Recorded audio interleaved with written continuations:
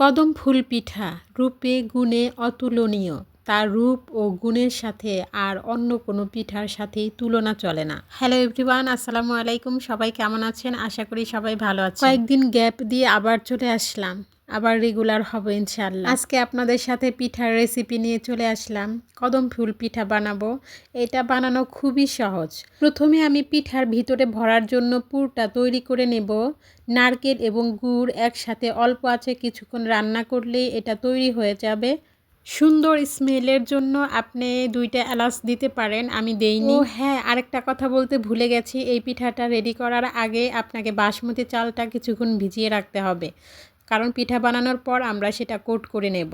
আর এই পিঠার আসল সৌন্দর্য এই চালের মধ্যে কোট করার মধ্যে। এই তো আমি পিঠাটাকে কোট করে নিচ্ছি, তারপরে আমি ভাপিয়ে নেব 20 থেকে 30 মিনিট, তাহলে পিঠাটা রেডি হয়ে যাবে। খুবই সহজ একটি রেসিপি, খেতে খুব মজা, দেখতেও খুব সুন্দর।